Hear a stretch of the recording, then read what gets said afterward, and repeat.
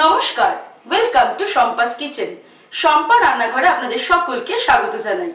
আজকে আমি তৈরি করব দারুণ একটা ভেজ রেসিপি, দুধ পটল। আমার রেসিপিটা ভালো লাগলে অবশ্যই রেসিপিটাকে লাইক করুন, শেয়ার করুন। তাহলে চলুন খুব কম ইনগ্রেডিয়েন্টস ব্যবহার করে ঝট করে আমরা তৈরি করে ফেলবো এই দুধ পটল। দুধ পটল তৈরি করার জন্য আমাদের যে উপকরণগুলি লাগবে সেগুলি হলো, আমি পটল নিয়েছি 300 গ্রাম। ভালো করে পটলগুলোকে কিন্তু সরু সরু করে ছাড়িয়ে নিয়েছি, মানে সবুজ অংশটা যাতে খুব বেশি না থাকে এরকম ভাবে ছাড়িয়ে নিয়ে দুদিকটা চিড়ে চিড়ে নিয়েছি, নিয়ে ভালো করে ধুয়ে রেখেছি। ফোড়নের জন্য নিয়েছি শুকনো লঙ্কা, গোটা গরম মশলা, 3-4টে কাঁচা লঙ্কা চিড়ে নিয়েছি, লঙ্কার গুঁড়ো, হলুদ গুঁড়ো, জিরের গুঁড়ো, আদা বাটা, গরম মশলার গুঁড়ো, ঘি, আর এর সঙ্গে লাগবে স্বাদ অনুসারে নুন, চিনি। রান্নাটা করব আমরা সর্ষের তেলে, আর অবশ্যই লাগবে দুধ। দেশি বিদেশি বাঙালি অবাঙালি বিভিন্ন রকমের রান্না খুব সহজে বাড়িতে তৈরি করার জন্য সাবস্ক্রাইব করে নিন শম্পাস কিচেন। আর আমার সমস্ত রান্নার আপডেট সবার আগে পাওয়ার জন্য বেল নোটিফিকেশনটা ক্লিক করতে ভুলবেন না। রান্না শুরুর আগে আমি একটা বোল নিয়ে নিয়েছি ছোট, তার মধ্যে দিলাম হাফ টিস্পুন জিরের গুঁড়ো, হাফ টিস্পুন লঙ্কার গুঁড়ো, তবে লঙ্কার গুঁড়োটা নিজেদের স্বাদ অনুসারে দেবেন, হলুদ গুঁড়ো হাফ টিস্পুন, আদা বাটা দিচ্ছি 1 টিস্পুন, হাফ টিস্পুন নুন দিলাম, আর হাফ টিস্পুন আমি চিনি দিলাম। অল্প জল অ্যাড করব, করে এটা একটা মশলার পেস্ট আমি তৈরি করে নেব। এই মশলার পেস্টটা আমি রান্নাতে ব্যবহার করব।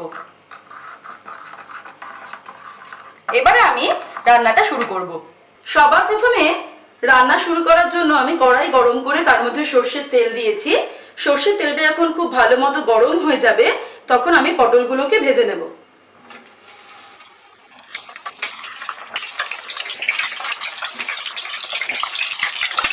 পটল ভাজার সময় আমি এর মধ্যে সামান্য নুন আর সামান্য হলুদ দিয়ে দিচ্ছি।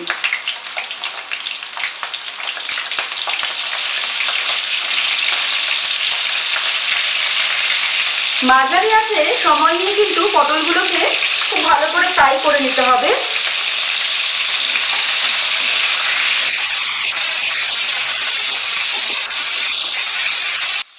পটলগুলো খুব ভালো করে কিন্তু ভেজে নিয়েছি, দেখতেই পাচ্ছেন। এবার পটলগুলোকে আমি একটা বাটিতে তুলে নিলাম। এবারে কড়াইতে আমি 3 টেবিলস্পুন মতো তেল রেখে তার মধ্যে সবার প্রথম ফোড়ন দিচ্ছি এলাচ আর দালচিনি, গরম মশলা নিয়েছি আমি, ফোড়ন দিলাম। এবারে আর একটা দিয়ে দেব শুকনো লঙ্কা। ফোড়নটাকে ফ্রাই করে নেব 15 থেকে 20 সেকেন্ড। যে মশলার পেস্টটা আমি তৈরি করে রেখেছিলাম, আঁচটা কমিয়ে সেই মশলার পেস্টটা আমি দিয়ে দিচ্ছি।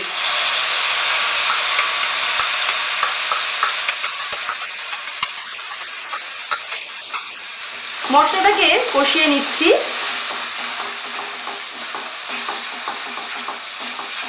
মাঝারি আঁচেই মশলাটাকে কষিয়ে নেব। 1 মিনিট মশলাটাকে আমি মাঝারি আঁচে কষিয়ে নিলাম। মশলা থেকে তেল বেরিয়ে গেছে। এবার এর মধ্যে আমি দিয়ে দিচ্ছি ভেজে রাখা পটলটা, আর দিয়ে দেব চিড়ে রাখা কাঁচা লঙ্কা। দিয়ে পটলের সঙ্গে মশলাটা মেশাতে মেশাতে আরো 1 মিনিট আমি হাই ফ্লেমে কষিয়ে নেব।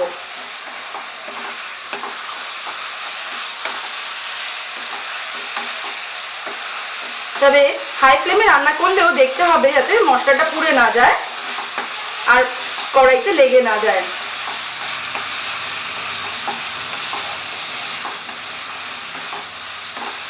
এবারে আমি দিয়ে দেব দুধ। দুধটা কিন্তু আগে থেকেই গরম করে রাখা, উষ্ণ গরম করা দিলাম। 1.5 কাপ মতো আমি দুধ দিলাম। আঁচটাকে বাড়িয়ে রেখেছি। ফুটে উঠলে আঁচটাকে কমিয়ে মাঝারি আঁচে রেখে আমি 10 মিনিটের জন্য এটাকে ঢেকে দিলাম। 10 মিনিট হয়ে গেছে। আমাদের চেক করে নিতে হবে যে পটলটা একদম সম্পূর্ণ সিদ্ধ হয়েছে কিনা। তবে হ্যাঁ, দেখেই বোঝা যাচ্ছে পটলটা কিন্তু একদম সিদ্ধ হয়ে গেছে। আমি এবার ফ্লেমটাকে হাই ফ্লেমে দিয়ে দিলাম, আর এর মধ্যে অ্যাড করে দিচ্ছি 1/4 টিস্পুন মতো অল্প পরিমাণ গরম মশলার গুঁড়ো, আর 1 টিস্পুন মতো ঘি। এবার এটাকে আমি জাস্ট 1 মিনিট ফুটিয়ে নেব হাই ফ্লেমে।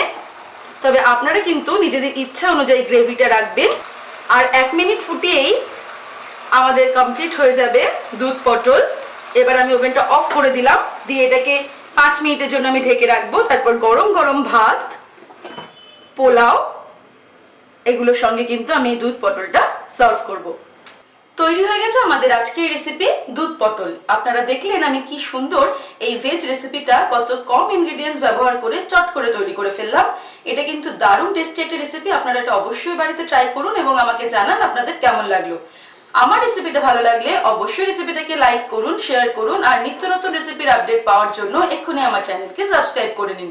সুস্থ থাকবেন, ভালো থাকবেন। আমি আবার হাজির হব নতুন নতুন রেসিপির সঙ্গে। নমস্কার।